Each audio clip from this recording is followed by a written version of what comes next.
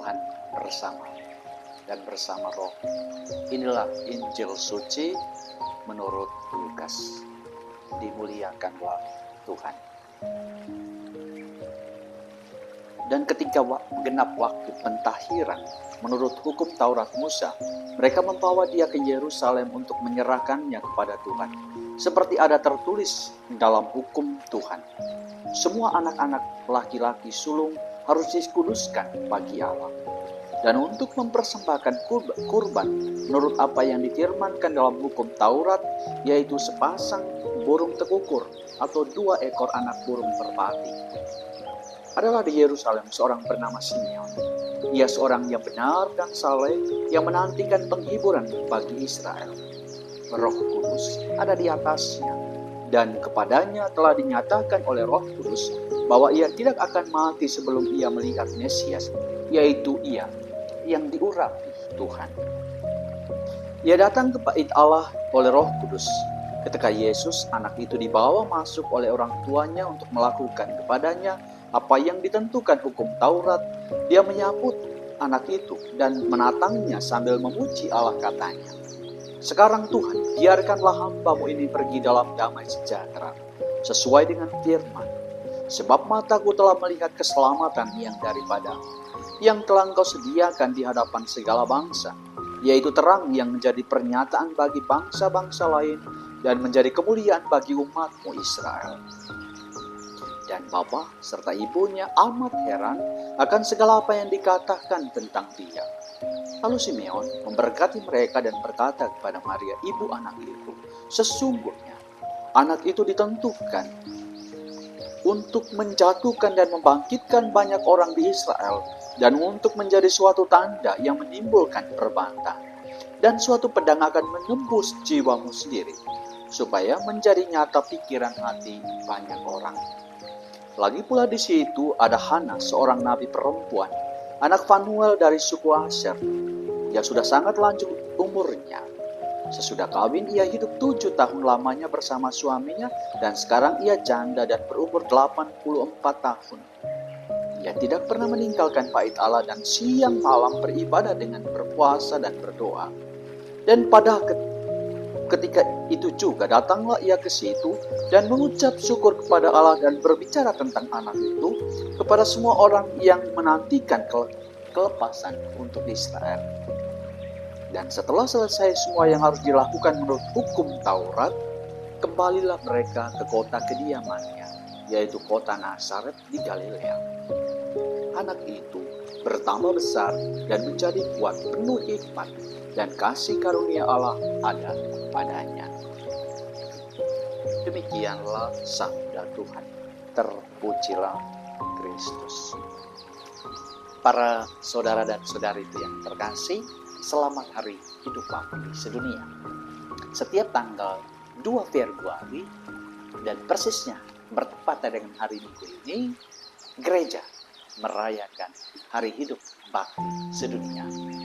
Semoga hidup bakti tetap menyalakan tanda kasih kesaksian bagi dunia bahwa hidup bagi Allah adalah pencarian dan tujuan dari ziarah kita di dunia ini.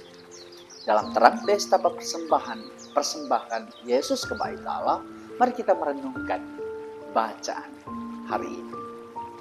Saya selalu terkesan jika mendapati di gua-gua Maria atau di tempat-tempat doa orang meletakkan setangkai mawar atau bunga-bunga di depan patung Bunda Maria dan atau patung apapun. Saya memaknainya bahwa bunga itu sebagai lambang persembahan. Ketika orang mempersembahkan mawar atau bunga, mereka sedang mempersembahkan hidup mereka.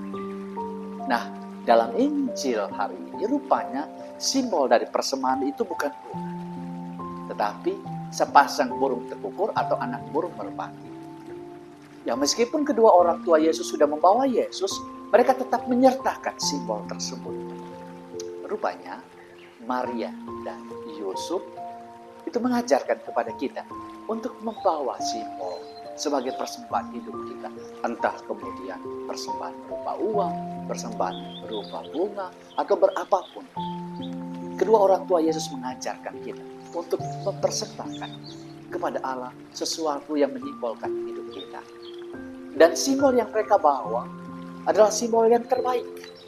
Burung tekukut dan burung merpati dalam tradisi Yahudi adalah persembahan yang terbaik dan mahal.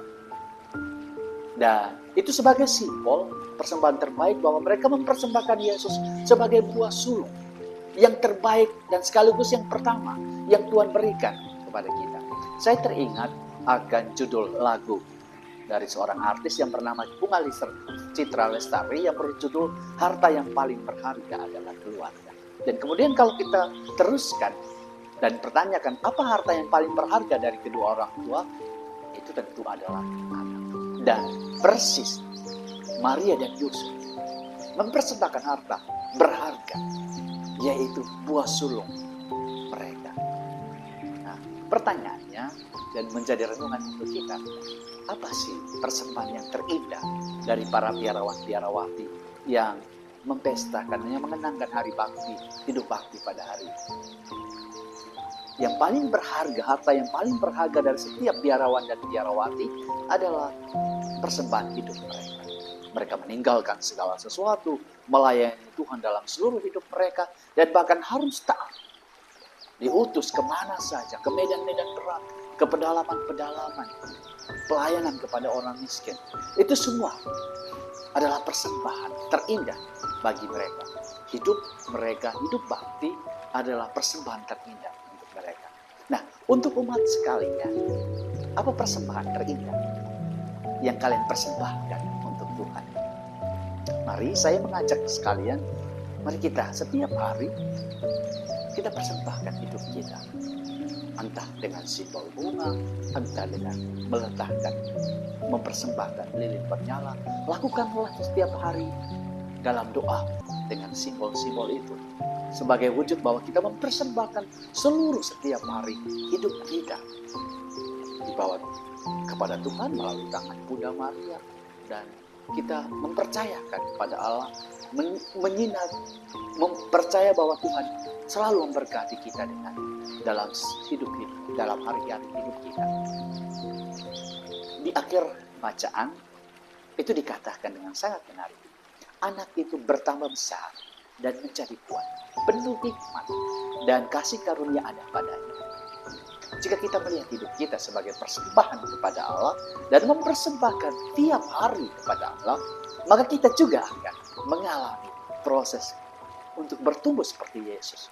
Kita akan memperoleh hikmat dan kasih karunia karena Allah berjalan bersama kita dan kita berjalan di dalam Allah. Maka lanjutkanlah hidup dan berjalanlah bersama Allah, karena hidup kita adalah persembahan terindah bagi Allah. Semoga Tuhan memberkati.